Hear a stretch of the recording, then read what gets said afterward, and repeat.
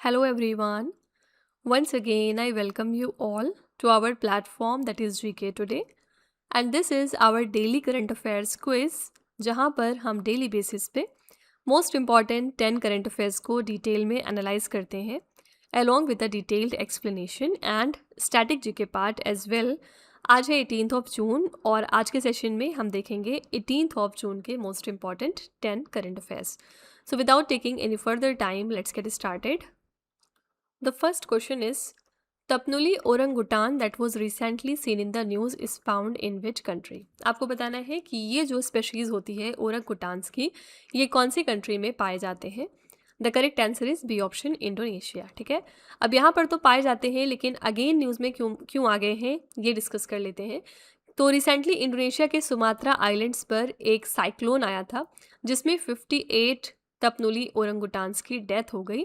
मतलब इनकी जो टोटल पॉपुलेशन इंडोनेशिया में थी उसका 7% डेड हो चुका है इस साइक्लोन में। ठीक है, तो ये जो ओरंगुटान है ना ये एक स्पेशल स्पेशीज़ होते हैं ओरंगुटान के that are found only on Sumatra islands in Indonesia and ये one of the 3 known species of orangutans में से हैं along with the Sumatran orangutan and Bornean orangutan.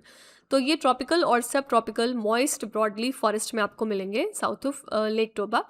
And international union for conservation of nature means IUCN के red list में इनका क्या status है, they are listed in critically endangered category. ठीक है, तो क्योंकि इनकी वैसे ही पॉपुलेशन बहुत कम थी लेकिन जो हाल ही में साइक्लोन आया उसकी वजह से इंडोनेशिया में 7% इनकी पॉपुलेशन और घट गई है। तो that's why they were very much in news. तो आपको याद रखना है कि तपनुली ओरंगुटान्स कहाँ पर पाए जाते हैं इंडोनेशिया कंट्री में। B option here is the correct answer. Okay, Sumatra islands की बात करेंगे तो सुमात्रा इंडोनेशिया का 6th लार्जेस्ट आइलैंड है। ये ट्रॉपिकल रेन फॉरेस्ट के लिए काफ़ी ज़्यादा फेमस है एंड यहाँ पर बहुत तरीके के डाइवर्स वाइल्ड लाइफ आपको देखने को मिलेंगे। Okay, and talking about the cyclones, तो साइक्लोन एक लो प्रेशर सिस्टम होता है जो स्ट्रॉन्ग विंड्स और हैवी रेन लाता है। साइक्लोन्स को अटलांटिक में हरिकेन्स और पैसिफिक में टाइफून्स के नाम से हम जानते हैं। ठीक है, और साइक्लोन फॉर्मेशन के लिए वार्म ओशन वाटर ज़रूरी होता है, मतलब लगभग 26.5 डिग्री सेंटीग्रेड से ऊपर पानी का टेम्परेचर होना चाहिए।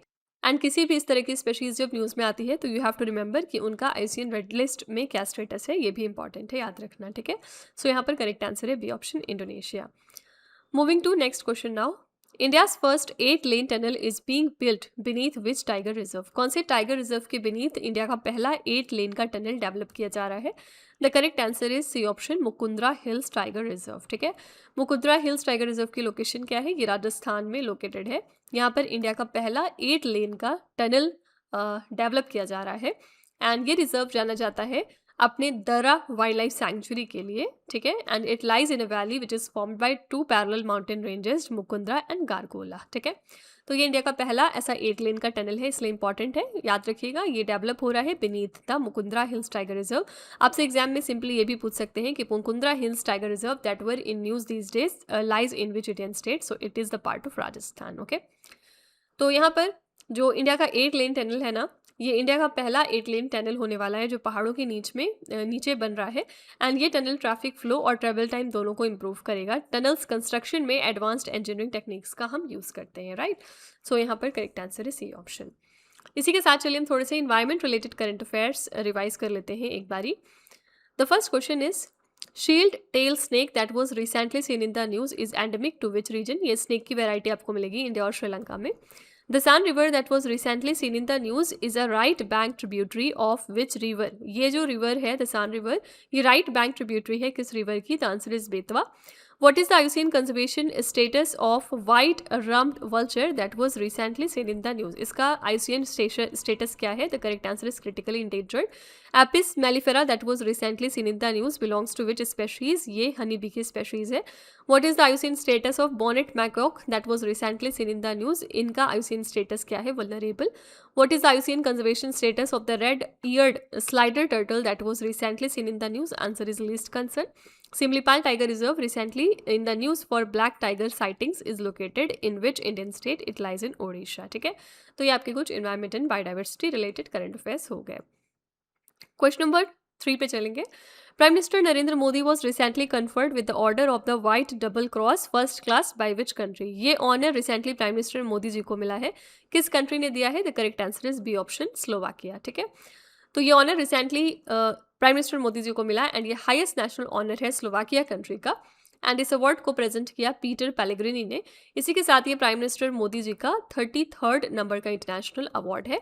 इस ऑनर के थ्रू रिकॉग्नाइज किया गया इनके विजनरी लीडरशिप को एंड कंट्रीब्यूशन को towards strengthening India Slovakia bilateral relation. Okay, तो ये स्लोवाकिया कंट्री का हाईएस्ट स्टेट डेकोरेशन है for outstanding contributions to the state building and international relation. ठीक है, तो यहाँ पर याद रखना है आपको, स्लोवाकिया कंट्री ने अपना हाईएस्ट ऑनर दिया है मोदी जी को रिसेंटली। ये इनका 33rd नंबर का इंटरनेशनल ऑनर हो गया इसी के साथ। अभी हम बात करें इसके एक महीने पहले यानी मई 2026 की, तो कौन सी 2 कंट्रीज थी जिन्होंने अपना ऑनर दिया था मोदी जी को? These countries were Sweden and Norway. ठीक है, तो जो लेटेस्ट इस तरह की कंट्रीज है ना, इनके नाम याद रखिएगा। इसके अलावा दिसंबर 2025 में देखेंगे तो 2 कंट्रीज अगेन थी जिन्होंने ऑनर दिया था इस तरह से मोदी जी को। The first country was Ethiopia and the second one was Oman. ठीक है, तो ये 5 कंट्रीज के नाम याद रखिएगा, एथियोपिया, ओमान दिसंबर में, स्वीडन, नॉर्वे अभी मई में, और स्लोवाकिया सबसे लेटेस्ट कंट्री है। ओके, यहाँ पर स्लोवाकिया कंट्री की बात करेंगे तो स्लोवाकिया सेंट्रल यूरोप में स्थित है एंड इसकी राजधानी क्या है? इसकी राजधानी है ब्रटिस्लावा। ठीक है, एंड 2004 में ये यूरोपियन यूनियन का हिस्सा बना था। इनकी ऑफिशियल लैंग्वेज क्या होती है? स्लोवाक। फाइन। इंडिया और स्लोवाकिया के बीच में 1993 में फॉर्मल डिप्लोमेटिक रिलेशंस इस्टेब्लिश हुए थे एंड दोनों देशों के बीच तब से ट्रेड और कल्चरल एक्सचेंजेस बढ़ ही रहे हैं। इंडिया स्लोवाकिया से डिफेंस और टेक्नोलॉजी सेक्टर्स में कॉपरेशन करता है। Fine, moving to next question now. Karbi Anglong handloom products, Bihu Pepa and Deuri handloom products which were recently received GI tags are the products from which Indian state? आपको बताना है ये products कौन से state को belong करते हैं। The correct answer here is A option Assam. News में क्यों आए हैं? Because recently they have received the GI tag. Okay, तो असम से 4 प्रोडक्ट्स हैं ये जिनको रिसेंटली GI टैग दिया गया है GI रजिस्ट्री ऑफ इंडिया की तरफ से। एंड ये जो प्रोडक्ट्स हैं ना, इनके नाम याद रखिएगा, Karbi Anglong handloom products, Bihu pepa, Deori handloom products. तो इन सारे के नाम आपको ज़रूर ध्यान में रखने हैं। एंड GI सर्टिफिकेशन प्रोसेस को सपोर्ट करता है नाबार्ड यानी national bank for agriculture and rural development, NABARD, NABARD. And GI recognition से होता क्या है, किसी भी प्रोडक्ट की आइडेंटिटी और ऑथेंटिसिटी काफ़ी स्ट्रेंथन हो जाती है। And with this recognition total number of NABARD supported GI certified products in Assam has reach to 12। ठीक है, तो बहुत सारे अलग अलग स्टेट्स हैं जहाँ से अभी रिसेंटली GI टैग दिए गए हैं। लाइक झारखंड से 11 प्रोडक्ट्स हैं जिनको GI टैग मिला है। ओके, बिहार से भी कुछ प्रोडक्ट्स हैं जिनको अभी रिसेंटली GI टैग मिला। इसके अलावा असम से हमने ऑलरेडी देख लिया, तो इनके बारे में आप ज़रूर पढ़ लीजिएगा, इसमें से कोई भी क्वेश्चन एग्जाम में पूछा जा सकता है। GI टैग का मतलब क्या होता है? GI का मतलब है किसी भी प्रोडक्ट की पहचान जो उसे स्पेसिफिक रीजन में मिलती है। एंड GI टैग से लोकल प्रोडक्ट की ऑथेंटिसिटी और वैल्यू काफ़ी ज़्यादा बढ़ जाती है। नाबार्ड के बारे में बात करेंगे तो फुल फॉर्म क्या था? National bank for agriculture and rural development. And NABARD India में रूरल डेवलपमेंट और एग्रीकल्चर के लिए फाइनेंशियल सपोर्ट देता है। इसकी फॉर्मेशन 1950 पे हुई थी। नाबार्ड माइक्रो फाइनेंस और रूरल क्राफ्ट को काफ़ी ज़्यादा प्रमोट करते हैं। ठीक है, सो यहाँ पर करेक्ट आंसर था ए ऑप्शन, असम स्टेट। इसी के साथ चलिए हम art and culture related current affairs भी थोड़े रिवाइज कर लेते हैं। The first one is Korowai tribe is primarily found in which country? ये ट्राइब आपको मिलेगी इंडोनेशिया में। Rongali Bihu is mainly celebrated in which Indian state? 3 तरह के बिहू होते हैं, वो सारे बिहू असम के त्यौहार हैं। नेक्स्ट है Bathou religion that was recently seen in the news is primarily practised by which community? ये रिलीजन किसका है? बोडो कम्युनिटी का। Which 2 traditional Lepcha musical instruments from Sikkim receive the GI tag in November 2025? Sikkim से कौन से ये 2 लेप्चा म्यूजिकल इंस्ट्रूमेंट्स थे? इनका नाम क्या है? तुंगबुक एंड पुमटोंग पुलित। नेक्स्ट है Preah Vihear temple that was recently seen in the news is located in which country? ये टेम्पल है कैम्बोडिया में। Koya Krishi Kumbh festival is mainly celebrated in which Indian state? The answer is Maharashtra. Gyan Bharatam mission is flagship initiative of which ministry? ये initiative है ministry of culture का। ठीक है, moving to 5th question. Atal Tinkering Labs Bridge was launched by India and which country to strengthen bilateral innovation cooperation? दोनों side के innovation corporation को strengthen करने के लिए अटल टिंकरिंग लैब्स ब्रिज का इनॉग्रेशन हो गया है इंडिया और फ्रांस के बीच में। ए ऑप्शन यहाँ पर करेक्ट है। तो इंडिया और फ्रांस ने मिलके इंडिया फ्रांस ATL ब्रिज को लॉन्च कर दिया है to strengthen bilateral innovation cooperation. इस इनिशिएटिव का मेन एम क्या है? यंग इनोवेटर्स को कनेक्ट करना दोनों कंट्रीज से through school level innovation labs based on India's Atal tinkering labs model. ठीक है, इस इनिशिएटिव को फॉर्मलाइज किया गया through a letter of intent, ठीक है, between Atal innovation mission, NITI Aayog and La foundation Dassault systems, ठीक है। तो ये लॉन्च कब हुआ है? ड्यूरिंग द भारत इनोवेट्स 2026, जो कि नए में ऑर्गेनाइज किया गया था, ठीक है। तो ए ऑप्शन यहाँ पर करेक्ट है, that is France. Talking about Atal tinkering labs, तो अटल टिंकरिंग लैब इंडियन गवर्नमेंट का एक इनिशिएटिव है जो स्कूल स्टूडेंट्स में इनोवेशन इंकरेज करता है।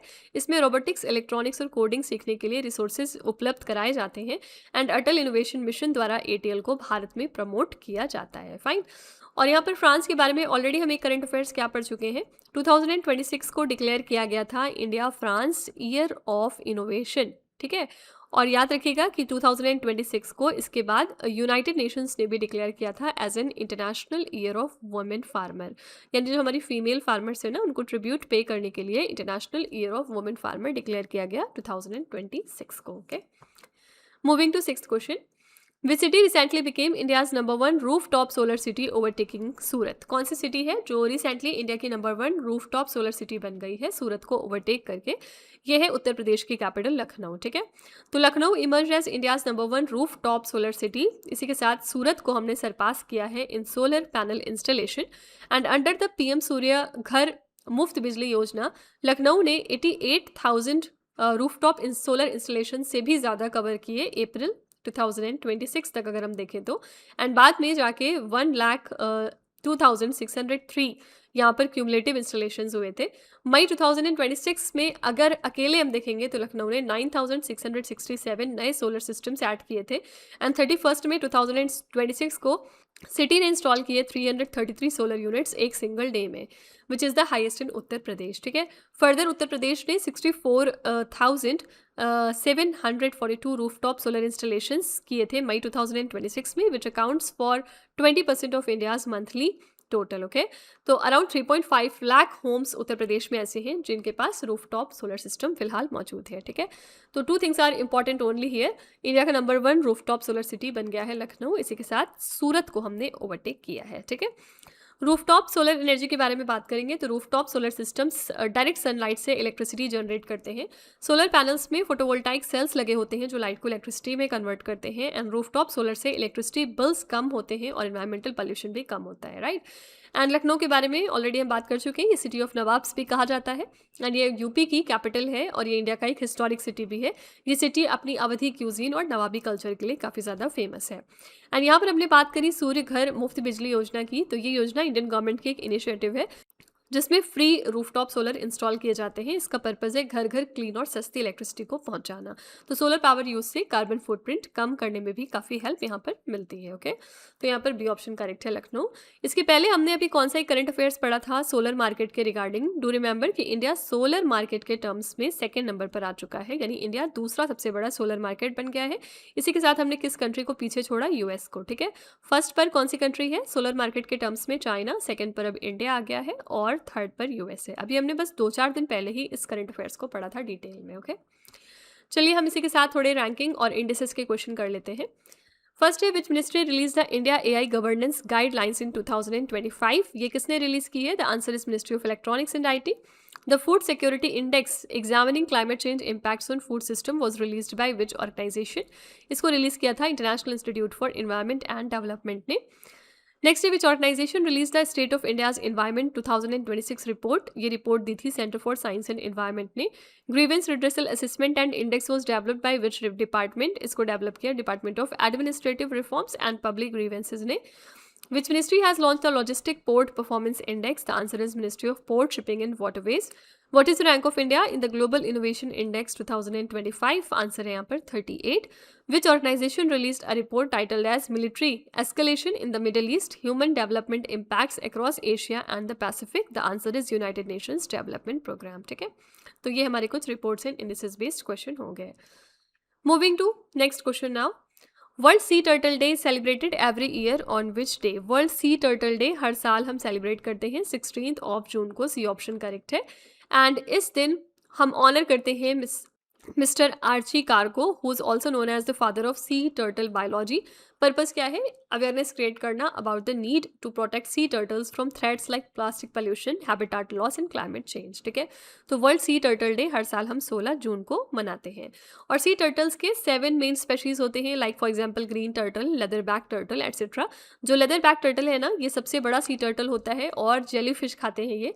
सी टर्टल्स अपनी नेस्टिंग बीच पर वापस लौटकर एग्स देते हैं, इसे हम नेटल होमिंग भी कहते हैं। ओके, यहाँ पर हमने बात करी प्लास्टिक पोल्यूशन की, तो प्लास्टिक पोल्यूशन ओशन में सबसे बड़ा थ्रेट है हमारी मरीन लाइफ के लिए। माइक्रोप्लास्टिक छोटे प्लास्टिक पार्टिकल्स होते हैं जो एक्वेटिक एनिमल्स के डाइजेस्टिव सिस्टम को काफ़ी डैमेज करते हैं। एंड 1980 के बाद प्लास्टिक का ग्लोबल प्रोडक्शन तेज़ी से बढ़ा, जिससे कि जो हमारा ओशन में पोल्यूशन है वो भी बढ़ गया। ठीक है, और क्लाइमेट चेंज की बात करेंगे तो क्लाइमेट चेंज के कारण ग्लोबल टेम्परेचर बढ़ता है, जिससे ग्लेशियर्स हमारे मेल्ट हो जाते हैं, सी लेवल राइज होता है इसी क्लाइमेट चेंज की वजह से, और इसकी वजह से हमारे कोस्टल एरियाज को काफ़ी खतरा बढ़ने लगता है। कोरल ब्लीचिंग क्लाइमेट चेंज का इफेक्ट है, जिसमें कोरल रंग खो देते हैं। राइट, तो यहाँ पर 16 जून करेक्ट आंसर है, C option. Okay, 8th question है, which state launch a breakfast and milk scheme for students up to class 12? कौन सी स्टेट है ये जिन्होंने ब्रेकफास्ट एंड मिल्क स्कीम की शुरुआत कर दी है उन सभी स्टूडेंट्स के लिए जो क्लास 12 तक पढ़ेंगे? आंसर यहाँ पर है D option, Telangana. Telangana government ने ब्रेकफास्ट एंड मिल्क स्कीम की शुरुआत की for students of state run schools and colleges up to class 12। इस स्कीम का मेन एम क्या है? स्टूडेंट एनरोलमेंट को इम्प्रूव करना एंड न्यूट्रिशन स्टेटस को बेहतर करना। इससे 29 लाख स्टूडेंट्स को यहाँ पर फ़ायदा पहुंचेगा, ऐसा एक्सपेक्ट किया जा रहा है। गवर्नमेंट इसके लिए स्पेंड कर रही है 720 करोड़ रुपीज़ एनुअली, और out of this 540 crore rupees यहाँ पर एलोकेट किए गए हैं ब्रेकफास्ट के लिए and 180 crore rupees milk supply के लिए। इस स्कीम में स्टूडेंट्स को कवर किया गया है from pre primary to class 12। ठीक है, तो ये स्कीम किस स्टेट की है? तेलंगाना स्टेट गवर्नमेंट की। तेलंगाना 2014 में स्टैब्लिश हुआ था, इसी के साथ ये 29 नंबर का हमारा स्टेट बना था। और हैदराबाद जो तेलंगाना की कैपिटल है, पिछले कई वर्षों तक ये आंध्र प्रदेश का हिस्सा था। तेलंगाना की मुख्य भाषा तेलुगु है, लेकिन उर्दू भी यहाँ पर वाइडली बोली जाती है। तो यहाँ पर करेक्ट आंसर है डी ऑप्शन, तेलंगाना। चलिए हम थोड़े से सेंट्रल और स्टेट गवर्नमेंट के स्कीम्स रिवाइज कर लेते हैं। The first question is, what is the name of the scheme approved to support exporters amid West Asia logistic disruption? इस स्कीम का नाम क्या रखा गया है? आंसर है रिलीफ स्कीम। फुल फॉर्म यहाँ पर क्या है? Resilience and logistic intervention for export facilitation. Next है, what is the name of the government scheme launch to provide quality generic medicine at affordable prices? The answer is Pradhan Mantri Bhartiya Jan Aushadhi परियोजना। प्रधानमंत्री सुरक्षित मातृत्व अभियान is a flagship initiative of which ministry? The answer is Ministry of Health and Family Welfare. Which state government has approved the Dev Bhumi Parivar Yojana for all resident families in November 2025? This is the state Uttarakhand. Which state government has launched the Raithanna Mikosam initiative to strengthen farmer welfare? Answer is Andhra Pradesh. What is the name of the scheme implemented by National Cooperative Development Corporation to promote young cooperative entrepreneurs? This is Yuva Sahakar scheme. And what is the name of the scheme approved by DST to provide long-term financing to spur private investment in research and innovation? This is RDI scheme, Research Development and Innovation scheme. ठीक है, moving to next question. According to Sensor Tower's app performance insights report, which application became the most downloaded digital wallet app globally? इस report के according आपको बताना है कौन सा एक एप्लीकेशन है जो कि इमर्ज हुआ as the most downloaded digital wallet application global level पे। This is the PhonePe. Okay, तो PhonePe most downloaded digital wallet app साबित हुआ ग्लोबल लेवल पे। India led global digital wallet downloads with over 440 million installations in 2025। India का ये जो strong performance है, it is largely driven by the widespread adoption of हमारा UPI, unified payment interface, along with phone पे। भीम की rank यहाँ पर top 5 में थी। It was among the top 5 most downloaded wallet apps in India. Indian digital payment applications are expanding beyond payments into broader digital ecosystem to improve user engagement. ठीक है, तो यहाँ पर सी ऑप्शन करेक्ट है, PhonePe. UPI के बारे में बात करेंगे तो हमारा लेटेस्ट कंट्री कौन सा है जिन्होंने यूपीआई को अडॉप्ट किया? It is the 9th and the latest country, that is named as Cambodia. ठीक है, एंड 8th कंट्री इसके पहले कौन सा था जिन्होंने यूपीआई को अडॉप्ट किया था? It was the country Qatar. Okay, तो ये भी आपका रिसेंट करंट अफेयर्स का पोर्शन है, ये भी याद रखिएगा। डिजिटल वॉलेट्स में क्या होता है? डिजिटल वॉलेट्स में पैसे डिजिटल तौर पर स्टोर किए जाते हैं पेमेंट के लिए। फोन पे इंडिया का सबसे पॉपुलर डिजिटल वॉलेट एप्लीकेशन है एंड गूगल पे और पेटीएम भी डिफरेंट पॉपुलर डिजिटल वॉलेट्स हैं इंडिया के।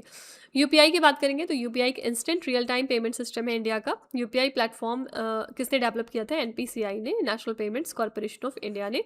यूपीआई से मल्टीपल बैंक अकाउंट्स से आसानी से ट्रांजैक्शंस हो सकते हैं। राइट, एनपीसीआई की बात करेंगे तो एनपीसीआई एनपीसीआई ने यूपीआई और रुपे कार्ड लॉन्च किए हैं। एनपीसीआई इंडिया के अंदर डिजिटल पेमेंट को काफ़ी प्रमोट करता है। एनपीसीआई एक नॉन प्रॉफिट ऑर्गेनाइजेशन है जो पेमेंट सिस्टम्स को बेहतर बनाने की कोशिश करते हैं, ठीक है। Moving to last question, Kavach is an automatic train protection system developed by which organisation? Kavach एक ऑटोमेटिक ट्रेन प्रोटेक्शन सिस्टम है, आपको बताना है कि इसको किस ऑर्गेनाइजेशन ने डेवलप किया था। The answer is research designs and standards organisation, ठीक है।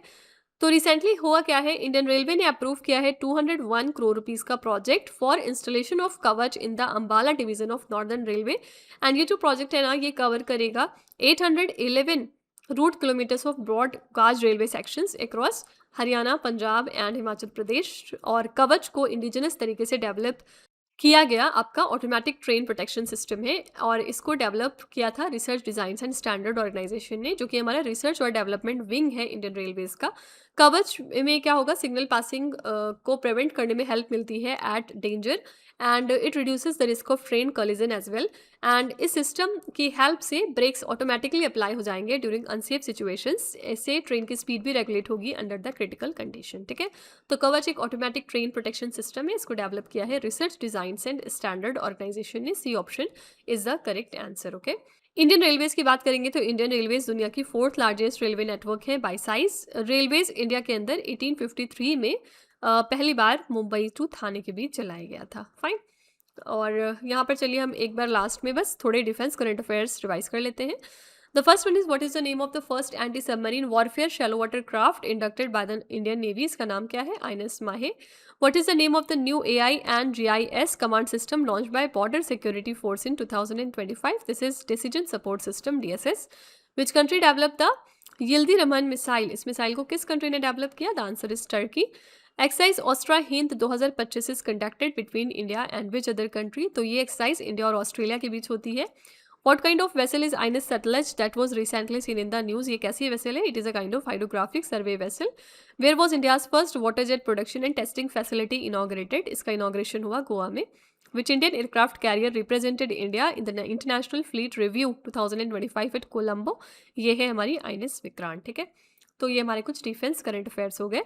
लास्ट में हम रिवीजन करते हैं एक दिन पहले के क्वेश्चंस का। तो चलिए हम क्विकली देख लेते हैं कल हमने कौन से क्वेश्चंस पढ़े थे।